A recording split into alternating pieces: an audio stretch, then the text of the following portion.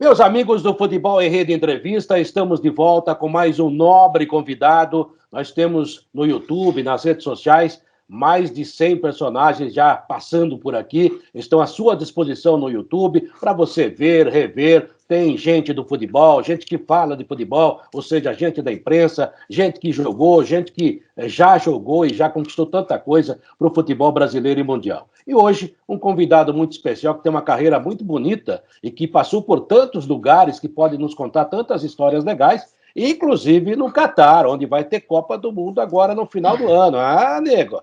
Rapaz, ele vai chegar lá, vai ter um tapete vermelho, porque já é da casa. Meu caro Fábio Seródio, você convidou um cara, o Frederico Batalha. O cara, além de bom jogador de bola, tem nome de bom conjunto musical, viu, cara? Nego. É verdade. Vocês já estão vendo na tela o Rafael Ramazotti de Quadros, 33 anos de idade. Ele é conhecidíssimo como RR19.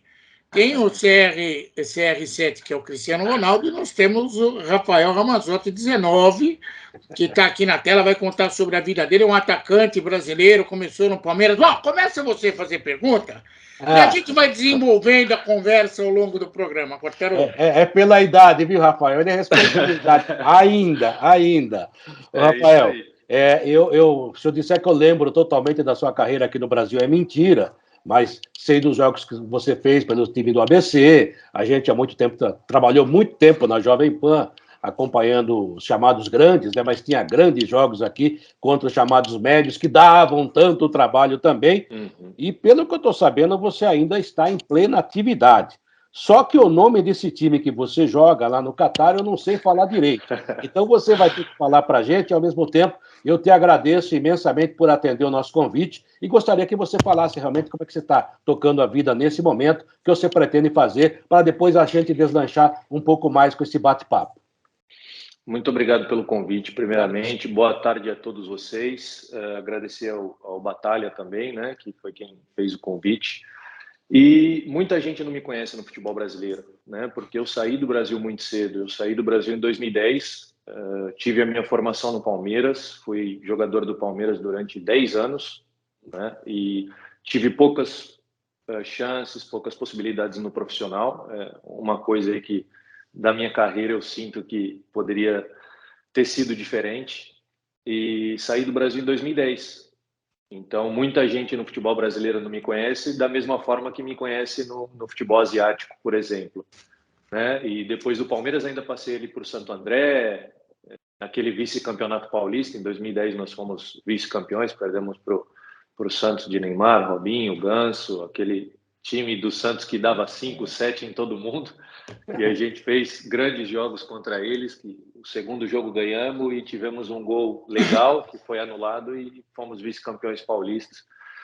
E agora na fase final, na reta final de carreira, né, 33 anos, estava no Moeider SC do Catar. Como chama? Moeider SC do Catar, e partindo agora para a reta final, para os últimos anos aí da carreira, fisicamente ainda muito bem, mas olhando o futuro já. Você sabe, Rafael, que o cara organizado sou eu. O Quartarolo, ele é meio maluco, ele inverte tudo. Mas hoje, em homenagem ao Quartarolo, ao invés de começar do início da sua carreira para o fim, eu vou começar da atualidade para o início. Até porque, lógico, nós estamos com uma Copa do Mundo batendo na porta, a Copa do Mundo vai ser no Catar, você estava no Catar, até praticamente está com contrato ainda no Catar, conhece muito bem o Catar e as coisas que acontecem por lá. Eu quero te pedir, por favor, que você dê um panorama daquilo que você viu no Catar de mudança em relação à Copa do Mundo, porque a gente está tendo notícias, aquelas notícias espetaculosas, puxa, aqui o estádio da final vai ser uma cidade que nem existia. É verdade? Eu queria que você falasse um pouquinho a respeito, por favor, Ramazotti. Cara, o Catar é muito, muito bonito, né? Só que está tudo em obra. Então é areia, é poeira para todo lado, né? Mas os estádios já estão prontos, o trem, metrô e essas coisas já estão todos prontos, mas a gente ainda passando por lá ainda tem muita coisa em obra e foi praticamente construído tudo do zero, né? Assim, os estádios, as estruturas são absurdas, né? Os estádios, qualquer estádio que você vai lá Mesmo os estádios mais antigos já são estádios impressionantes, estádio de ficar de boca aberta.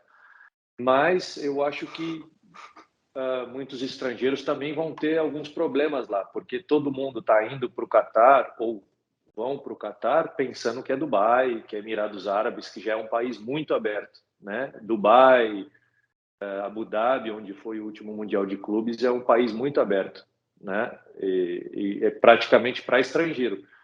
E o Catar já é um pouco mais fechado, né? Então, acho que o pessoal vai se surpreender um pouquinho, porque todo mundo tem essa imagem, tem essa impressão de que Catar é igual Dubai. Não é igual Dubai, né? É um pouquinho mais fechado, mas é um país absurdo, todo mundo vai gostar, todo mundo vai se apaixonar pelo país, mas tem esse parênteses aí, que é um país um pouquinho mais fechado, um país um pouquinho mais tradicional, né? E tem a vantagem lá, né, Serode, que areia para construção não falta, né? Tem de sobra, e é uma inveja para nós, né, da nossa incompetência, né? Porque nós temos obras aqui do Pan-Americano de 2007 que não terminaram.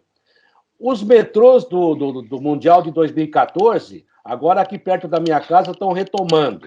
Mas como o Dória agora quer ser presidente, o cara que entrou, não sei se vai continuar a obra. Então, quando você fala os metrôs, os trens estão prontos, me dá uma inveja. Eu acho que vou virar catariano, não é possível, né? Porque realmente a coisa não anda aqui, nem lá quando precisa anda. Você falou que será um país mais fechado, né? É um país mais fechado politicamente ou até tem a questão religiosa mais enfronhada do que Dubai, por exemplo? Acho que é mais uma questão religiosa, né? Não tanto por questões de política e coisas do tipo, mais uma questão religiosa, como álcool, coisas do tipo, vestimenta das mulheres, né? Ainda é um país muito machista e dessa forma, por questões de religião, ainda é mais complicado, é mais fechado por conta disso, né? A questão, o pessoal que vai lá, muita gente quer se divertir, quer beber, e eles estão negociando agora para que tenha álcool na FanFest, né? Mas ainda não está certo, não está organizado, mas mais nesse sentido, por questões religiosas, é um país mais fechado, mais tradicional. Desculpa perguntar, é uma curiosidade, eu não vou para lá porque o Quartarolo não deixa. Mas gasta-se muito para sobreviver no Catar? Muito, muito. País muito caro. O Catar é um país muito caro. Quanto custa uma Coca-Cola lá? Por exemplo, o pessoal que quer lá de se divertir vai para tomar cerveja. Eu não bebo. Eu bebo. Então, uma cerveja aí lá, você vai pagar uma média de 10, 12 dólares. Uau! Em alguns lugares. É um país caro. O Catar é um país caro, só que é um país que você consegue usufruir de tudo, né? Então, é um país que você gasta muito, mas em contrapartida você recebe muito bem, todo mundo, né? Então, fica meio ali que um balanço. Quartarolo, deixa eu atropelar você. Sim, não, pode falar. É porque eu tenho uma curiosidade. Você estava jogando no Catar, Não, certo? que eu ia pedir para você editar essa parte. Vamos Senão editar. vão dizer o seguinte: se alguém lá em Brasília ouvir isso, fala, tá vendo? No Catar, 12 dólares uma cerveja. Por que não pode pagar 10 reais a gasolina aqui? É tudo assim, né? Mas você estava jogando no Catar, e é lógico que eu tenho curiosidade, saber como que vai ser, como que está o futebol catariano. Eu queria que você desse um panorama, como que funcionam as coisas lá, quem é quem, o que você acha da seleção do Catar? Por favor, Amazonas. Assim, hoje em dia, eu passei por vários países, né? Desde 2010, fora do Brasil. E tem muitos países, quando a gente chega, a gente fala, pô, vou ser artilheiro aí com o pé nas costas, que vai ser fácil. Hoje é impossível, não tem mais. Claro que alguns níveis e alguns jogadores fazem muita diferença, né? Mas tirando esses jogadores que são fora da curva, o restante é meio que similar. O que distingue ou não são as oportunidades, né? Por exemplo, 2012 com o FC Zurique eu joguei a Champions League. Então, de uma Champions League para uma outra liga não tão famosa, tu não vê tanta diferença assim. É mais uma coisa igual a gente assistindo o jogo de uma Champions League, a gente fala, nossa, que intensidade, que campeonato legal, que correria, como eles são organizados e tal, e é uma coisa que a gente não consegue fazer no Brasil. Não é tanto por conta de qualidade, né? Porque, como eu falei, a qualidade é meio parecida. Mas no Brasil, o Palmeiras aí vai fazer quantos jogos? Mais de 100 jogos aí. Então, é uma questão que não tem como ter a intensidade que tem na Inglaterra. Pode falar, mas lá no Boxing Day eles jogam igual no Brasil, mas eles jogam por um curto período de tempo, né? Então, hoje o futebol é muito igual. E o Qatar também. O Qatar foi mais uma surpresa positiva. Acho que o problema principal deles é uma questão de mentalidade, né? Para eles, às vezes, a gente que é muito competitivo, né? O sul-americano é muito competitivo, então a gente sempre quer ganhar, a gente está sempre bravo. Eu, quando perco um jogo, vou para casa, fico desesperado que perdi um jogo, e para eles, se ganhou, empatou, perdeu, tá tudo igual. Mas hoje você tem lá no Qatar Rames Rodrigues, que foi artilheiro da Copa de 2014, você tem o Santi Cazorla, que seleção da Espanha há muitos anos, Arsenal, André Ayew, que jogou Premier League. Então tem vários jogadores lá e o nível está muito legal, assim como a seleção. A seleção eles tentam também levar jovens jogadores para que eles possam naturalizar, né? Rafael, você falou uma coisa legal, é sobre a paridade, né? Lá você gasta mais, mas ganha mais, né? Que é uma coisa, muito aqui se fala, porque em tal país, mas você ganha mais, gasta mais, é proporcional. Então, e por isso também vale a pena. Você falou do clima, e você citou aí, por exemplo, o futebol brasileiro em relação à Inglaterra, né? Que hoje a Premier League é a principal liga do mundo, indiscutivelmente. E há um outro adendo, né, no país, no nosso país. O problema do clima mesmo, que você joga no sul com um clima, aqui no centro-oeste, no sudeste com outro, aí você vai para o norte e nordeste, porque o nosso país é um continente, né? Uhum. E tem jogos demais. Então, para se adaptar a isso é uma complicação e você deve saber melhor que eu. Agora, no Catar, foi inclusive pela primeira vez na história, a Copa será no fim do ano, né? Papai Noel é que vai dar a taça na final. Realmente essa mudança era necessária? Não dava para fazer no meio do ano? Não, é impossível. No Catar, se não for no inverno, é impossível você fazer qualquer coisa. Por exemplo, no Catar, agora eu saí de lá, não estava um período muito ruim, já estava fazendo 38, 39 num dia tranquilo, num dia ameno, né? Porque eu também dei sorte e fui na época certa, porque era o inverno. Então, inverno também faz bastante frio, mas eu saí de lá agora em maio, que não é o maior calor, chega ali junho, julho, agosto, é impossível, porque vai fazer 50 e tanto, 53, 57 graus e, por exemplo, não tem ninguém na rua. O pessoal já sabe, eu conheci um pessoal brasileiro que mora lá há 10, 12 anos, e chega essa época, o pessoal manda a família para casa. Chega ali junho, julho, volta todo mundo para o Brasil, porque lá só dentro de casa não tem como sair, porque é muito calor. Então, se as pessoas não conseguem sair para passear, imagina uma Copa do Mundo nessa altura, né? Eu querendo vender bronzeador, tá vendo? Não vai dar certo. Não vai. Rafael, você jogou em tanto lugar do mundo. Você jogou no México, na Malásia, na Coreia do Sul, em Portugal, em Singapura, na Suíça, no Japão. Caramba! Teu passaporte tem mais carimbo do que a caderneta minha de escola, hein? E minha filhinha começou essa aventura com 3 meses. Que legal. Com 3 meses de vida, ela já começou nessa aventura de pegar 24 horas só dentro do avião para Singapura, depois mais 24 para o México e todo esse... Para onde a gente vai, ela está junto. Então, com 3 meses, ela já começou a fazer parte dessas aventuras todas aí. De todos os lugares, eu dei uma pesquisada para falar com você, de todos os lugares, onde você fez mais sucesso foi Singapura. Você foi campeão, 2 vezes artilheiro. Aí eu fico pensando assim, caramba, o futebol de Singapura, eu não tenho nem ideia de como seja. Como é?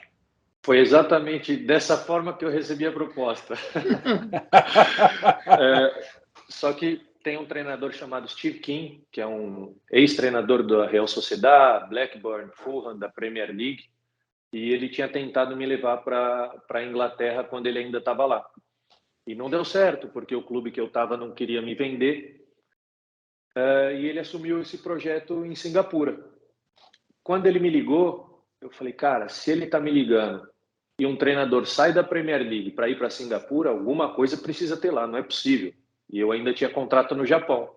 Ele me ligou, cara, sim, Singapura, vamos para lá e tal, quero fazer um time legal, quero mudar a história do clube, quero fazer esse clube grande, porque até então o sultão de de Brunei. A liga era de Singapura, mas a gente morava num país do lado que é Brunei, né? E tudo pertencia à Malásia e se dividiram. Agora tem Malásia, Brunei e Singapura. Vamos jogar a liga de Singapura, mas a gente vai viver em Brunei. O sultão era o sexto homem mais rico do mundo, acho que 4 vezes mais dinheiro do que o dono do City, 6 vezes mais do que o dono do PSG. Então, uma estrutura que ele poderia fazer muita grana e poderia fazer muita coisa boa para o clube. E aí ele me explicou todas as situações. Eu falei, bom, se você está indo, quem sou eu para falar não, né?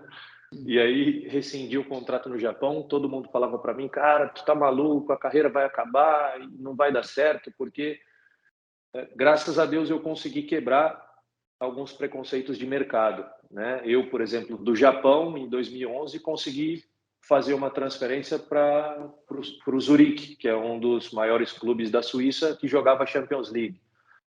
Depois de Singapura, eu consegui ir para o México fazer a final contra o América do México na Copa. Então, consegui fazer algumas transferências importantes aí para mostrar que não tem essa questão de mercado. Se você faz um bom campeonato, uma boa temporada, se você se destaca, sempre vai ter um mercado. E chegou uma hora da minha carreira também que a gente precisa optar, né? Eu venho de uma família muito humilde e eu sempre precisei tomar conta da minha família. E chegou uma hora que eu estava em Portugal, eu tinha uma outra proposta, inclusive do Atlético Paranaense, para voltar ao Brasil, de algumas situações em Portugal. Eu preferi ir para o Japão, né? Porque muitas vezes a gente não para pensar e a gente está muito acostumado e habituado à Série A do Campeonato Brasileiro. A gente está acostumado com o Neymar, com o Messi, com o Cristiano Ronaldo, que é uma realidade completamente diferente do futebol de verdade. Porque o futebol de verdade, acho que mais de 95% dos atletas ganham menos de R$5.000 por mês, né? Então, muita gente, pô, mas o jogador é mercenário, o jogador é isso e aquilo, só que é uma carreira muito curta, uma carreira muito difícil e a maioria ganha muito pouco, né? Então, desde o princípio aí eu tinha essa possibilidade de ficar com um currículo muito bonito e pagar para ver o que ia acontecer ou tentar cuidar e tomar conta da minha família, né? E aí eu optei por tomar conta da minha família. E vai tomar conta da família bem, pode escrever um livro que suas aventuras, né, realmente são aventuras, porque você conhece pessoas. Aventuras. Eu falo isso para minhas filhas, né? Se você puder viajar, viaje. Você faz intercâmbio, você conhece pessoas. Tenho certeza que a sua filha só cresceu como pessoa, né? Teve novos conhecimentos e realmente o caminho fica mais aberto, na minha opinião, né? E você é um cara muito centrado, né? E você fala, fui para cá, fui para lá, ou seja, faz as contas do que vai acontecer e dentro do seu limite, né? Porque a gente tem que saber o limite da gente. Eu, por exemplo, sei, embora a Rede Globo tenha me perguntado se eu podia apresentar o Jornal Nacional, eu falei, não tenho voz para isso. Você tem que saber o limite da gente. E você falou uma coisa que é verdade verdadeira. Nós, da imprensa, né, e a gente trabalhou em grandes rádios, a gente fica muito na nata, né? Mas a grande população de jogadores, assim como a grande população do nosso país, é uma população que corre atrás para sustentar os 5% que ganham mais. Infelizmente é isso. E você fez muito bem, pensando na sua família. Agora, você tem empresário? Desde 2010 eu trabalho sozinho.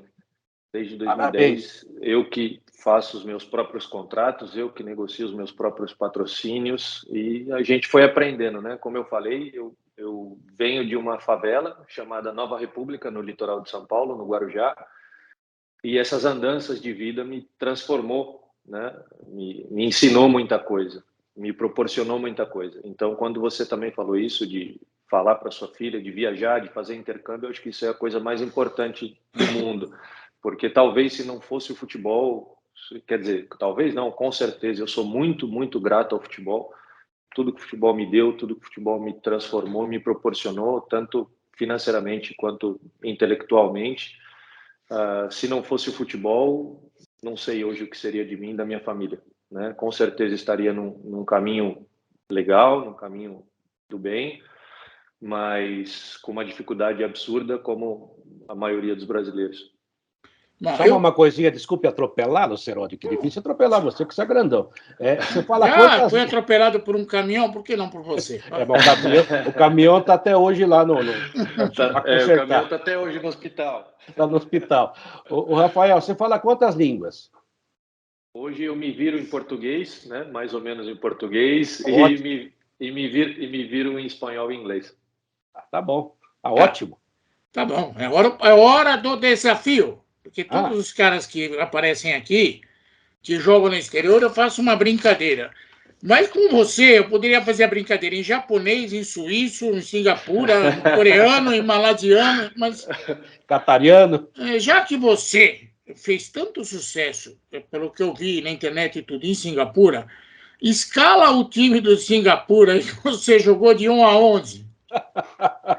O meu time? Isso. Mas não vai dar uma de Milton Neves. Honda no gol, Mitsubishi na lateral Não, direita, não. Toyota na zaga, não. Aí é fácil. Ele lembra, hein? Essa dançou, hein? O goleiro Vardum, lateral direito Helmi, o defensor central Brian, o outro Boris Raspudic, lateral esquerdo o Sairol, Endra Hazan, primeiro volante, Aswan Ali pela esquerda, pela direita,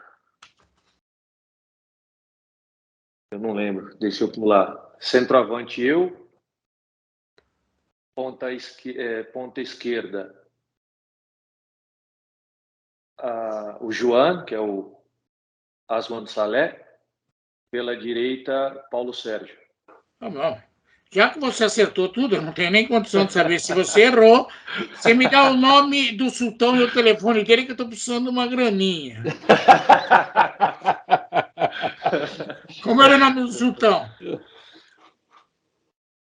É o nome de família, mais ou menos, Hassaná Bokia. Ok.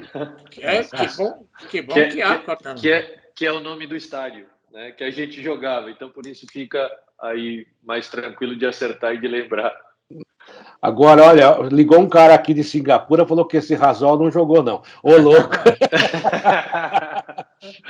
Rafael, parabéns, porque você deu no canto, no ângulo superior esquerdo do goleiro Fábio Serotti, que ele sacaneia os caras, aí os caras, poxa, em japonês não vão saber, você foi bem pra caramba. Você foi melhor que o Milton Neves, que a gente trabalhou com o Milton Neves.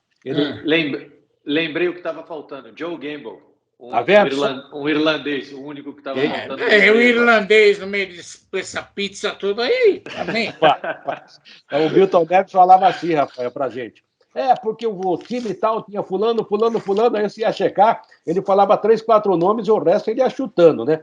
Aí, adivinha por que fim que levou. Mas é um cara genial, maravilhoso. A gente só tem que agradecer ao Milton Neves, trabalhamos tanto tempo com ele e até hoje é nosso amigo. Ô, Rafael, você me parece um cara centrado, empresário que cuida da própria carreira. E qual é esse anúncio que está aí à sua direita, na sua cabeça? O que é isso aí? Acho que sempre me preocupou demais essa questão do pós-carreira, do pós-futebol, né? Porque como eu sustento minha família desde os 16 anos, desde muito cedo, eu me preocupei e pensei o que fazer no pós-carreira. E o Sportbank é um banco digital, que eu sou fundador, junto com outros 2 sócios, né? E a gente quer transformar a vida dos atletas profissionais, principalmente, de clubes, de torcedores, porque a gente sabe que a educação financeira, não só no futebol, mas do público brasileiro em geral, das pessoas brasileiras, é muito complicada, muito difícil. E a gente quer instruir, a gente quer dar uma base para que o atleta profissional, quando termine a carreira, ele tenha a sua garantia, que ele mantenha ali o mesmo padrão de vida para que não tenha sustos, né? E o nosso futuro, quanto mais for crescendo, quanto maior for ficando o Sportbank, nosso sonho aí, e de onde tudo começou, que na realidade começou de um sonho de retribuir ao futebol tudo que o futebol me proporcionou, né? E nosso sonho aí é no futuro ter uma casa do atleta, como se fosse uma casa dos artistas aí que tem. A gente quer ter uma casa dos atletas para cuidar e tomar conta de atletas que tiveram aí uma carreira brilhante, que dedicou toda a carreira ao futebol e não conseguiu financeiramente se erguer, né? Então a gente quer dar toda a estrutura, toda a base para os atletas profissionais quando terminarem de jogar, quando terminarem a carreira ou durante a carreira. A gente quer dar uma vida, porque todo mundo diz que o jogador morre 2 vezes, né? Uma quando para e a outra a definitiva. Então a gente quer que essa primeira morte seja mais suave, né? Que ele tenha que ele possa fazer essa transição aí de uma forma mais natural. Legal, bonito projeto. Se precisar da gente como parceiro, você manda um e-mail futebol em rede contato. Aprendeu com o Milton Neves. @gmail.com, a gente pode ser parceiro, não tem problema nenhum. Mas voltando ao futebol, a gente vai falar mais sobre a sua vida também. Você falou de disputar a final do México. Eu conheço o México, o Quartarolo conhece o México. O jogo foi contra o América. Eu queria que você falasse um pouquinho, porque o mexicano é apaixonado por futebol. O mexicano, eu aprendi a gostar dos mexicanos indo para o México, antes não tinha tanto, só sabia que existia o mal de Montezuma, por isso não comi nada que é apimentado, mas conhecendo um pouco o povo mexicano, eles são apaixonados, cara, é incrível. Às vezes até você pensa que está em alguns lugares de São Paulo. Tamanha paixão. Eu queria que você contasse esse trecho da sua história, como foi disputar uma final contra o América no México. Eu até sofri um pouquinho com esse fanatismo dos mexicanos, porque quando eu cheguei lá, o titular era o Leandro Carrillo, um outro jogador brasileiro, mas que estava nesse meu clube desde o começo da franquia. Então ele era o maior ídolo do clube, era o capitão do time, e quando eu chego, eu começo a jogar e ele sai. Então, desde o início que eu ia para o aquecimento, eu já tomava vaia só por estar ali. Puxa. Mas muito legal. Bem-vindo! Bem-vindo. Mas com certeza o pessoal apaixonado, a torcida se dedica demais e foi um país que me surpreendeu positivamente, porque a gente veio de Singapura, um país onde é sinônimo de segurança, né? Um dos principais países quando a gente fala de segurança, e quando a gente pôs no Google, recebeu a proposta, eu e minha esposa colocamos no Google ali, Cidade Juárez, estava lá, Cidade Juárez, a cidade mais perigosa do mundo. Ele olhou para mim assim e falou, não sei se vamos não, hein? Aí eu liguei para o Carrillo, mandei mensagem, ele falou, cara, pode vir tranquilo, que não tem problema nenhum, pode ficar à vontade, e foi isso, deu tudo certo. Uma experiência maravilhosa, acho que foi deve estar aí no top 3 de nível assim de futebol, porque muita qualidade, muito bom o futebol mexicano, muito bom. E todo time que você joga contra é o jogador da seleção do Chile, jogador da seleção do Uruguai, jogador da seleção de não sei de onde. Então, assim, o nível é de verdade muito alto ali no México. O Rafael, uma coisa que você falou que eu acho que pressiona muito o jogador quando entra no time, é substituir um jogador que tenha muita história com aquela camisa. Aí isso vive acontecendo, né? E às vezes o jogador que entra tem muita qualidade também, mas ele fica de tal forma pressionado. Por exemplo, você entra no lugar do centroavante, que teoricamente devia fazer muitos gols. Afinal, o cara é ídolo. Quando você não faz gol, o cara já lembra do outro. E não só a torcida, nós também da imprensa somos chatos. Quem já teve Carrilho, agora tem Rafael. Essas bobagens acontecem. Por isso que eu falo que o Rogério Ceni deve ser um monstro, porque ele entrou no lugar do Zete e ninguém pedia mais o Zete, né? Quer dizer, eu acho muito difícil isso. Então, eu gostaria que você contasse essa sua experiência, que também é mais uma ótima experiência para você contar, né? Como é que é entrar no lugar do maior ídolo do time, ser pressionado até na hora do aquecimento, ou seja, o jogo nem começou, ele não perdeu nenhum gol ainda, Cerotti, e já está sendo pressionado, né? Opa, você está aí? Está aí, voltou. Estou aqui. Voltou? Vocês não voltaram. Agora voltou. Apareceu para mim. A pressão é a internet do Quartarolo que faz isso. A pressão é tanta que até a internet tirou ele do ar. Você vê só, o cara não fez nenhum gol, está no aquecimento e é pressionado. Como é que é isso, Rafael? O futebol é muito psicológico, muito psicológico. A gente fala futebol é qualidade, beleza, tem razão, futebol é qualidade. Mas eu acho, a minha modesta opinião como atleta profissional, eu acho que o futebol, a questão psicológica é mais importante do que a questão da qualidade. Não estou falando, tá? Não estou falando que a qualidade não é importante, porque se não tem qualidade, o cara não vai virar jogador profissional. Mas a questão psicológica é muito importante. Porque, por exemplo, para vocês pensarem, por que um cara dá certo num clube, não dá certo no outro clube? Aí sai desse clube, vai jogar num outro lugar e arrebenta de novo. É uma questão psicológica. O futebol é muita pressão. Por isso, hoje em dia, esse acompanhamento psicológico e tudo isso aí esse pessoal que faz a questão de performance, que cuida de jogador, alta performance, isso, aquilo, é importante, não é conversa. Porque é um cara, eu, por exemplo, eu subia para o campo e eu já tinha comigo mesmo que eu não posso errar um passe. Então, além da cobrança que você já tem, porque eu sou um cara muito exigente comigo mesmo, eu sei que eu preciso fazer bem por conta da qualidade que eu sei que eu tenho, mas tu ainda carrega aquela carga extra de saber que tu não pode errar, né? Então, tu erra um passe e o futebol é muito assim. Por isso tem alguém, às vezes, que está sumido e tal, de repente acerta um passe e faz um gol. Porque o cara consegue recuperar a confiança, da mesma forma que ele erra um passe, erra 2, erra 3, acabou o jogo. Isso é uma questão psicológica. E o futebol exige isso demais, exige isso demais. Futebol é muito psicológico, muito. Eu concordo com você.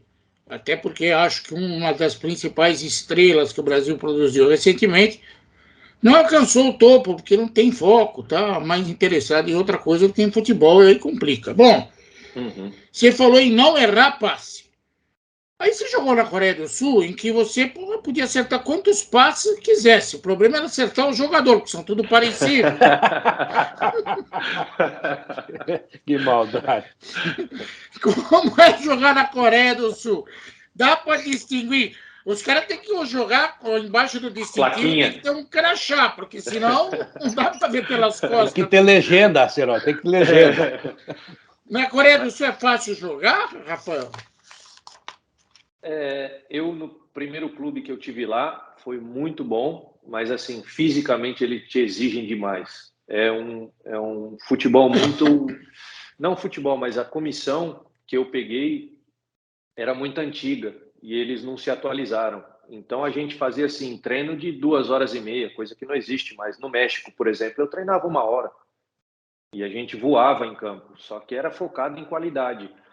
E na Coreia, não. Na Coreia, eles queriam te ver correndo 2h30. Só que quando o teu treino é muito longo, a qualidade vai diminuir muito, porque não tem como tu manter uma intensidade do jeito que eles queriam e qualidade junto, né? Mas o primeiro clube que eu tive, por exemplo, o Daejeon Hanwha, que foi comprado pelo maior clube, pelo maior banco coreano, é um estádio de Copa do Mundo, uma estrutura muito boa. Então, o futebol coreano, eu gostei demais também do futebol coreano. Muito legal. A minha segunda passagem no Ginhê já foi mais difícil, porque o treinador era pior ainda, parecia que a gente estava no exército, a gente só corria. Eu falei, cara... Então, nesse segundo clube aí que eu tive na Coreia, eu falei, eu preciso ir embora daqui, senão eles vão me fazer parar agora. Porque quem joga 6 meses nesse clube aí, encurta uns 4 anos de carreira. Que coisa, hein? Ô, Rafael, você falou da sua filhinha, falou também da sua esposa. Por favor, o nome delas. Graziela Ramazotti, minha esposa, e Anabela Ramazotti, minha filha. A minha esposa está comigo desde os 16 anos. Né? Completamos aí 12 anos de casado, 16 anos juntos. E sempre a minha companheira, minha guerreira, está sempre aí do meu lado, sempre me apoiando, né? Então a gente vai tocando nossa vidinha aí e a família é sempre do lado, que eu acho que sem isso aí não tem como dar certo. Então, viu, Rafael? Então, é isso aí. Mas ele deu sorte, Quartarolo, que a mulher dele gosta de fazer compras sempre num lugar diferente. Tá certo. Mas o Rafael... Lá em casa é o contrário. Lá em casa quem gosta de fazer compra sou eu. Minha mulher é econômica demais. Não, ele é que é o gastador, ele que sabe quanto tem que gastar. Eu também não posso reclamar, não. Por exemplo, minha mulher detesta shopping, né? É difícil você falar assim, mas ela gosta de supermercado. Ela entra para comprar uma Cândida e volta com o carro. Tudo. Porque estava na promoção, né? Você sabe que promoção outra, dá o cartão não vence, então é uma beleza. Mas deixa eu ouvir. A minha mulher lá fora a farmácia não é igual ao Brasil, né? Que é só remédio. Lá fora as farmácias parecem shopping, né? Eu sei disso. Minha mulher gosta bastante de farmácia. Então, todo lugar que a gente vai, ela quer ir numa farmácia, que tem a maquiagem, tem o batom, É igual a minha. Mas sabe o que acontece, Rafael, que eu ia querer falar com você, e agora falando sério, né? E graças a Deus e graças às nossas mulheres estamos aqui com muita retaguarda, né? Sou casado há mais de 30 anos, o Ceroli também há muito tempo com a mesma esposa, nada contra quem já E mudou. ele ainda é meu Claro. padrinho de casamento. Eu sou padrinho de casamento. legal. É que ele convidou o Vanderlei Luxemburgo e Oswaldo Ah, Ferreira, pô. eles não puderam ir. Tá bom, olha essa história. Essa que é a verdade. Eu vou contar para você uma história que você vai ficar chocado depois do programa. Depois a Vai. gente conversa. Aí, o Rafael, nessas andanças todas, é claro, você teve em lugar que era de difícil comunicação, porque acontece muito, a gente sabe, no futebol, na vida de qualquer um, nos segmentos todos, né? Você vai trabalhar fora do país, leva a esposa, leva a família, e às vezes elas ficam muito sós, porque você vai trabalhar, e aí, como é que faz? Não tem nem que a hora não passa, dá um, sabe, um tédio desgraçado. E me parece que a sua esposa segurou bem a onda, né? Porque você está feliz, sorrindo, uma família bem formada, falando bem das duas, né? Eu não vou perguntar para elas se elas falam bem de você. Vamos deixar assim, né? Parece brincadeira, viu? Ele faz isso, vai. Como é que foi isso, essa convivência, suportar esse momento para te dar a retaguarda? Principalmente no México. No México é igual ao Brasil, viaja muito, as viagens são muito longas. A gente, por exemplo, de Cidade Juárez não tinha voo direto para lugar nenhum, para cidade nenhuma. Então a gente tinha 2 horas e tanto até Cidade do México, fazia uma conexão de não sei quantas horas para depois ir para a cidade de destino do jogo. Então, mas minha mulher também sempre se virou, nunca reclamou. Minha mulher é apaixonada por corrida, né? Por correr. Então ia lá correr os 10, 12, 15 quilômetros dela, ia andar de bicicleta, ou ia para a farmácia, para um shopping, ia para o café. Minha mulher também é apaixonada por café, sentava num cafezinho, e agora minha filha faz a companhia para ela, né? Então as duas aí vão para playground, vão para piscina e vão se virando para matar o tempo. Esse é o bom do Catar. O Catar, independente do jogo, se é fora, se é em casa, é tudo perto. Tanto que a gente não vai nem de ônibus para os estádios, para os jogos. A gente vai dirigir no próprio carro até o estádio, depois pega o carro, vai embora, tudo certo, não tem concentração, não tem nada, então é uma beleza. Opa, que legal. Que legal. Bom, eu ainda tenho muita curiosidade. Você jogou no Zurique. Zurique, certamente você não ganhava prêmio em chocolate suíço, mas disputou Champions League. Eu queria que você falasse um pouquinho, Zurique na Suíça. Afinal de contas, a Suíça será adversária do Brasil na Copa do Mundo. Uhum. E um dos meus melhores amigos é um ex-goleiro aí da seleção da Suíça, Johnny Leone. E a Suíça, assim, para mim, acho que foi um dos países, por incrível que pareça, mais difíceis aí dessa nossa adaptação nesses 12 anos fora do Brasil. Porque a gente está acostumado com esse calor humano, com dar um bom dia no elevador, dar um bom dia para um vizinho, ajudar um de uma forma, o outro ajuda a gente de outra forma e a gente vai levando.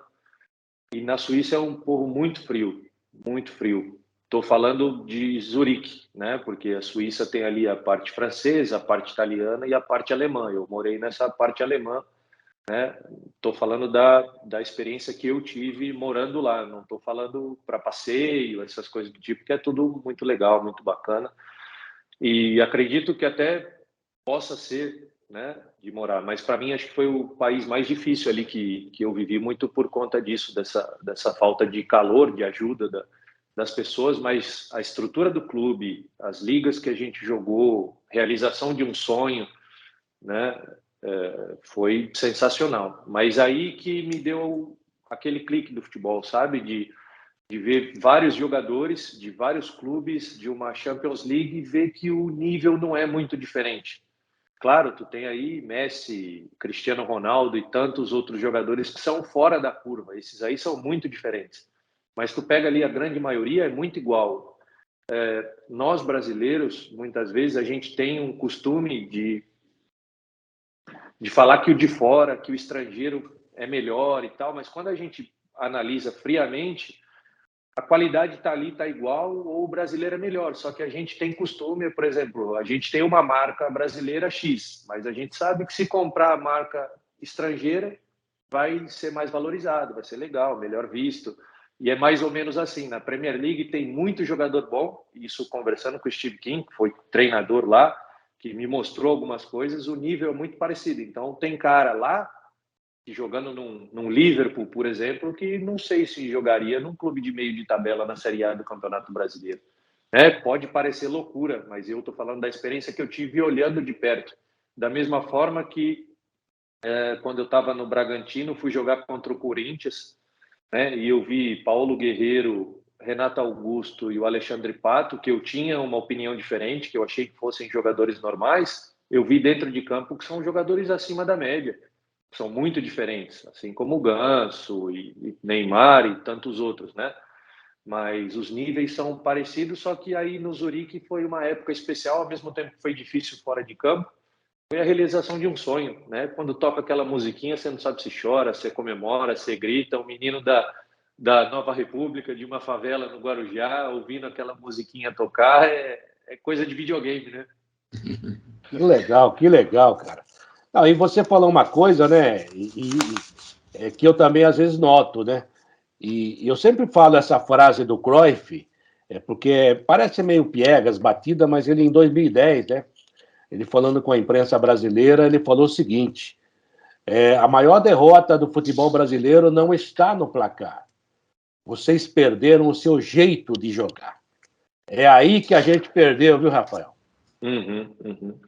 Exatamente. Eu tive um treinador, já tive vários treinadores, alguns montam um time de acordo com o adversário, outros jogam para ganhar o jogo.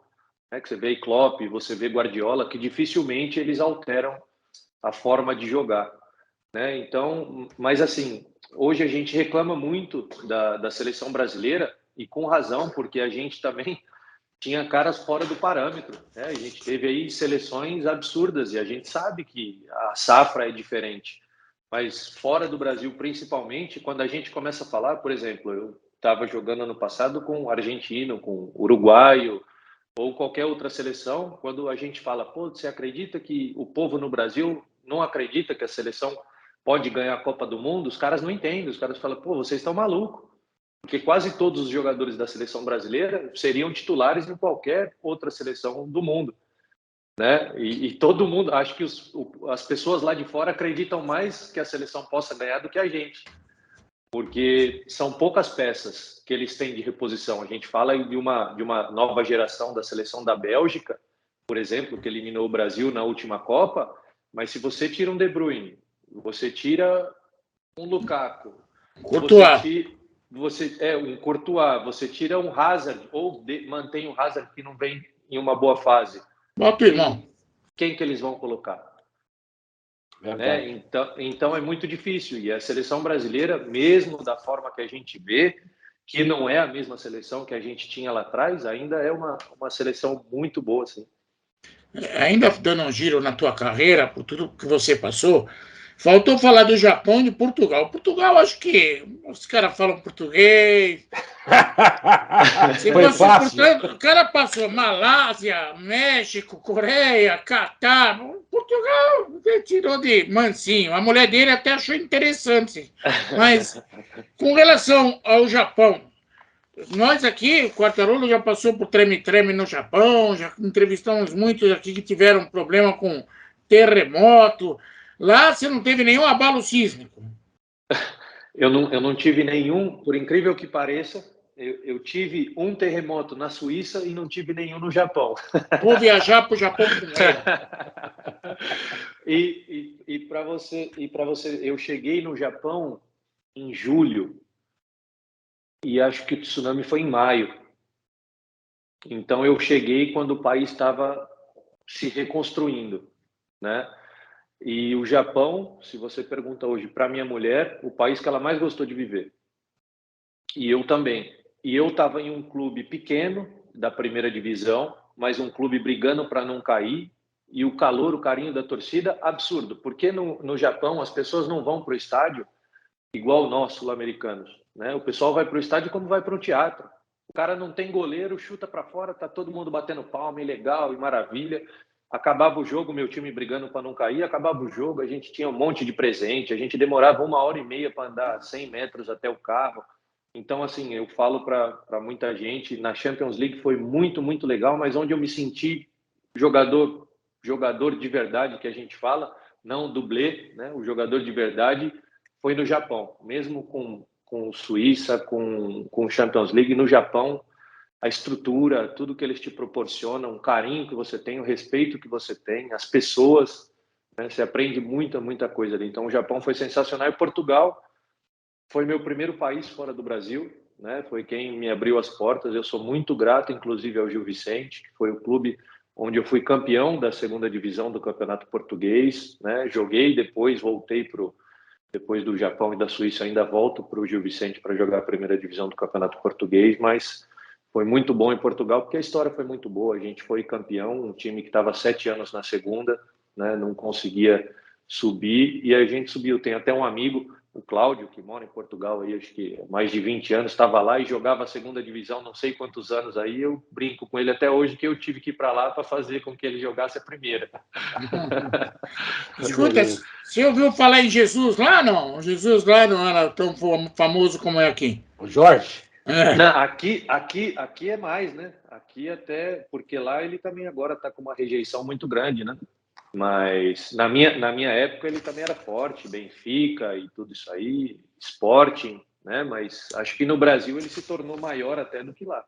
Você imaginava que Paulo Souza, Vitor Pereira, Abel Ferreira, Gesualdo e tantos outros um dia iam encontrar no Brasil a terra do sonho? Terra prometida. Terra prometida. Na realidade, o Brasil é meio que moda, né? Então, deu certo e começou, e vem, vai ser assim até parar de dar certo. Até Cabral. Né? Até aparecer um uruguaio, até aparecer um colombiano, até aparecer coisas do tipo, como já tentaram aí outros estrangeiros, né? Mas tem treinador, claro, que você tem que tirar o chapéu aí, que é o que o Abel vem fazendo aí, é impressionante, né? Agora, Rafael, é desse ponto aí. Por que está no ostracismo o técnico brasileiro? Foi uma situação, é uma situação de mercado, é que eles acham que não tem mais o que dar, ou realmente é aquilo que você falou, inclusive, numa das suas respostas. Ninguém se desqualifica melhor que o brasileiro. Na realidade, é que, primeiro, que a licença de treinador brasileiro não serve lá fora, né? Isso é uma das primeiras coisas aí que precisavam ser mudadas. Na Argentina, por exemplo, tem muito treinador. Muita gente fala, por que não tem treinador brasileiro lá fora? Porque o cara não consegue trabalhar aqui no Brasil e fazer o curso da UEFA, por exemplo, porque não dá tempo. Então, precisava ter E é caro, precisava ter uma licença aqui para que o cara pudesse ir lá para fora, que é o que fazem os argentinos, porque tem um monte de treinador argentino lá fora. E uma outra coisa é que eu na minha opinião, tá? Sem polêmica, mas eu acho que nós tivemos aí muitos treinadores que sentaram em cima dos títulos, né, e não se atualizaram. E não estudaram, não continuaram evoluindo, que foi o que aconteceu com o futebol. Muitos treinadores aí foram só pelo nome. Eu ganhei aí não sei quantos títulos, eu tenho meu nome, minha carreira estabilizada, estabelecida, e vão tocando dessa forma, sem se atualizar, né? E aí por isso que a gente foi perdendo espaço, porque um cara, um treinador brasileiro aí, não sei, treinador top, estamos falando, ganha 300, 500 pau. O cara pode pagar um professor particular para falar o inglês, né? E quando vai lá para fora, que é o diferencial de Klopp, de Guardiola, não é só tecnicamente, taticamente. O Pep Guardiola não aceitou assumir o Bayern enquanto não falava alemão, quando não falava inglês. Então, são caras que se preparam para o desafio. Normalmente, nós, brasileiros, a gente espera o desafio aparecer para depois correr atrás do prejuízo, né? Conheço um que chegou lá falando que falar espanhol era fácil. Pero sí, pero no. Aí teve um tal de Zidane que chamou ele de lado, começou a falar com ele, falou, esse cara metido, esse careca aí, ninguém entende o que ele fala. Teve a história dos dois períodos, né? Que o pessoal lá fora treina um período só, quiser colocar 2 períodos e não aguenta, né? E não tem bingo! Não tem bingo! Uma loucura, bingo! Sem bingo não dá, sem bingo. Sem bingo não dá. Bom, fora isso, Rafael, quando eu fui fazer a pesquisa, eu encontrei um detalhe que me chamou muita atenção. No Palmeiras, quando você começou, Você foi artilheiro em tudo quanto era jeito, no sub-15, 17. O que aconteceu? Porque você era um cara tão promissor como esse menino que apareceu agora na Copa São Paulo, que já está sendo amaciado pelo Real Madrid, sondado por não sei quem. Você era um cara que tinha um futuro enorme, até pelos gols que fazia. O que aconteceu? Na minha época, eu fui artilheiro de todas as categorias do Palmeiras, todas as categorias. E eu sempre fui um centroavante de área, 9 de área, um 9 tradicional. E só que modéstia à parte, né? Mesmo com a minha altura, eu sempre fui um cara bom tecnicamente, né? Eu fugia um pouquinho aí do padrão, tanto que todo mundo era bola para cima e cabeça e tal. Eu ficava bravo, eu não queria cabecear. Os caras jogavam a bola para minha cabeça, eu saía da bola para que eles aprendessem que eu não quero jogar só de cabeça, né? E eu tinha qualidade com os pés. E sempre fui artilheiro de tudo que eu disputei, só que na minha época não era igual hoje. Na minha época era muito mais difícil chegar no profissional. Era muito mais difícil você ter uma brecha, você ter uma vaga no time de cima. A gente treinava praticamente toda semana com o time A do Palmeiras, mas a brecha não aparecia. Eu acho que se fosse hoje, seria muito, muito, muito mais fácil. Porque hoje, você vê, eles puxam 10, 15, 20 jogadores. É um menino, às vezes, que é reserva num juniores, por exemplo, mas está lá. Eu tenho certeza que com o número de gols que eu fazia lá atrás, com certeza eu teria um caminhão de oportunidades hoje em dia. É verdade, é verdade. E já estamos caminhando para o encerramento, para dar um abraço ao nosso Rafael também, mas uma pergunta final justamente sobre isso, né? Porque você estava numa fase, se eu me lembro bem, em que o Palmeiras não tratava a categoria de base como trata hoje. A partir do Paulo Nobre, inclusive, você não precisa nem falar diretamente isso, mas a gente sabia que tinha dono a categoria de base do Palmeiras, era muito complicado. Antes dessa nova safra surgir, dessa nova mentalidade surgir, aliás, a história do Palmeiras sempre foi montar grandes times com jogadores contratados, as academias todas. Agora é que estão surgindo jogadores aí, porque há um trabalho que vem de 2014 para cá, o que prova que dá frutos. Na época, não. Na época era uma baita de uma confusão. Jogador de baixo subir. Subiu o Wagner Love, aí subiu o Caçapa. Não tinha jogador para subir e tinha bons jogadores lá. A única coisa legal que eu achei nisso é que é uma prova também de quando você tem boa formação, mesmo você não ficando no clube, você pode ter uma carreira, né, boa, uma carreira vitoriosa como você teve. Mas naquela sua época lá, Rafael, a base do Palmeiras era, vou dizer uma coisa, desculpa a expressão, mas era uma zona, né? Não vocês, jogadores. Era muito difícil. Eu perdi convocação de seleção brasileira sub-17 por conta de bagunça, né? A gente não tinha a estrutura que tem hoje, o Palmeiras não era o que é hoje, né? Então hoje seria muito mais acessível. Eu, com o número de gols que eu tinha lá atrás, era todo ano eu sabia que eu ia disputar para ser artilheiro do Campeonato Paulista, independente da categoria. Se fosse pré-infantil, infantil, júnior, Palmeiras B, qualquer lugar que eu ia, qualquer categoria que eu fosse jogar, eu sabia que eu ia brigar para ser artilheiro. E o Palmeiras jogou fora. Na realidade, jogou fora muitos talentos. David Braz saiu do Palmeiras. Elias, que no Palmeiras comigo era atacante, o Corinthians e esses clubes era de lá. Ilcinho, lateral direito, era do Palmeiras da minha época. Marquinhos, que depois foi para Roma, da minha época. E tantos outros aí que foram desperdiçados, foram de graça para outros clubes, porque o Palmeiras não aproveitava. O Palmeiras não queria saber das categorias de base. A gente treinava sempre e chegou uma hora que eu podia renovar o contrato, mas eu não quis mais renovar o contrato. Cara, eu vou ficar renovando o contrato para quê? Estou com 18 anos, estou com 19, eu não fiz um jogo, não joguei, o que eu vou ficar fazendo aqui? Eu preciso sair para tocar a minha vida, para tocar a minha carreira. E foi aí que eu decidi seguir o meu caminho, né? E o futebol, hoje eu acredito e eu vejo que ou você vai para os grandes, você precisa ir para os grandes da Europa, ou você precisa ir para um mercado secundário, né? Estou dizendo para que você consiga se manter financeiramente, eu estou dizendo, porque quando você fica no Brasil é muito difícil se você não está nos grandes. Se você vai para um clube pequeno de Portugal, muito difícil também financeiramente, e você vai para mercados alternativos. Malásia, Tailândia, Singapura, Coreia, Japão, Emirados e coisas do tipo, para que financeiramente você consiga se manter, né? Porque, na realidade, todos nós trabalhamos para que, quando a gente aposente, a gente tenha uma vida mais tranquila, né? E eu, graças a Deus, sou feliz, tenho certeza que muita coisa poderia ser feita diferente na minha carreira, mas sou grato a Deus por tudo que aconteceu, né? Foram opções e decisões minhas, sozinho, sempre ser empresário nessa andança toda, e fui aprendendo na raça, fui aprendendo na marra, batendo a cabeça. Então hoje sou grato a tudo que eu vivi, sou grato ao futebol, grato à carreira que eu construí, aos números que eu fiz, e a gente vai passando isso para a nova geração também. É um exemplo, você é um exemplo, porque nem todos que entram nessa praia conseguem um lugar ao sol, nem todos. Mas você é um exemplo de persistência e competência, você girou o mundo aí, no mínimo você é um grande cara para uma agência de turismo. Mas, pelo dinheiro que você ganhou, tem até banco, a coisa está ficando boa.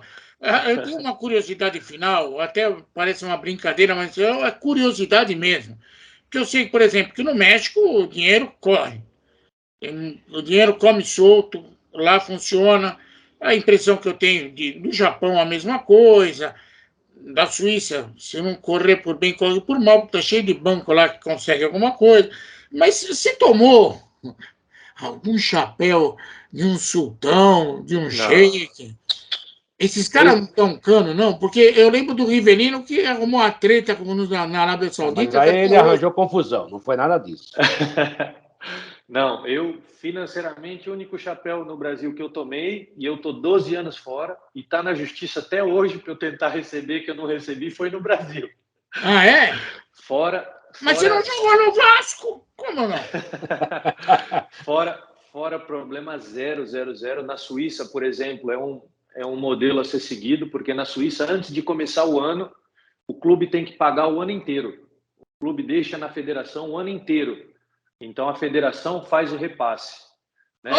Liga! Vocês querem criar uma liga? Uma boa sugestão do Rafael. Exatamente. É o que acontece aí. Muita gente é contra clube empresa e coisas do tipo, mas muita gente precisa entender que é uma empresa. Né? Precisa ser tomada à frente e cuidar do futebol como uma empresa, porque senão o cara vem aí e faz o que muitos presidentes estavam fazendo. Pega aí a receita de 10 anos para frente, traz agora e o outro que se vira no próximo mandato. No clube empresa, não. Se tu não trabalhar direito, não fizer direito, a conta não vai fechar. Beleza. Rafael Ramazotti de Quadros, vamos dar um abraço nele. O cara... Você gosta do Eros Ramazotti, né? Pelo jeito, né? Claro, com certeza. Da família, né? Da família, tá em casa. Da família. Seródio, mandar um abraço dele. Um beijo, obrigado pelo carinho, obrigado pela atenção. Você deu uma aula aqui pra gente, não só de futebol, mas também sobre as andanças que o mundo nos proporciona. Obrigado, viu, de coração, viu? Eu também faço a minhas as palavras do Seródio. Olha, foi muito legal nessa andança das nossas vidas também, né?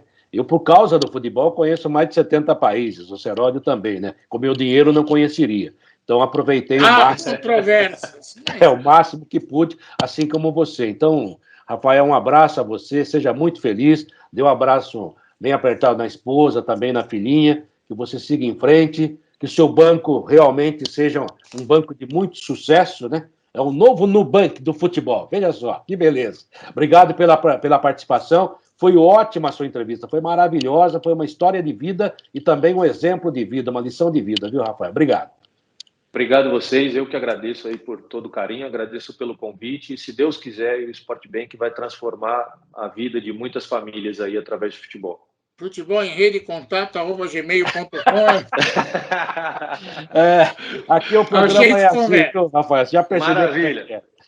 Bom, gente, esse é o Rafael Ramazotti de Quadros, sobrenomes importantes, né, na vida brasileira, na vida internacional. Jogador de futebol, continua na ativa, tem muita história para contar. Começou na grande Sociedade Esportiva Palmeiras, onde infelizmente não teve muita chance, mas a sua vida, o seu currículo futebolístico mostra também a competência dele e também sua vida particular é muito bem embasada.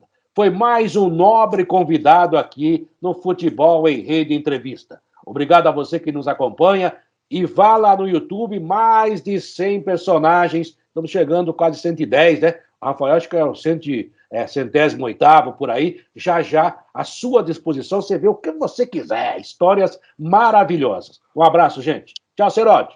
Valeu, obrigado, Rafael. Tchau, obrigado.